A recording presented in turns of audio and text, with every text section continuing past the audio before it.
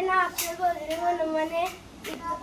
इथं शिवाजी महाराज आहे. इथं शिवाजी महाराजांची सैनिक ही तोफ यो माकड ही माकड आणि या माझा किल्ला सर्वांनी आपल्या घरात. किल्ल्याचं नाव काय? किल्ल्याचं नाव काय? आपल्या घरात किल्ला करावे. माझ्या किल्ल्याचे नाव माझे किल्ल्याचे नाव रायगड आहे.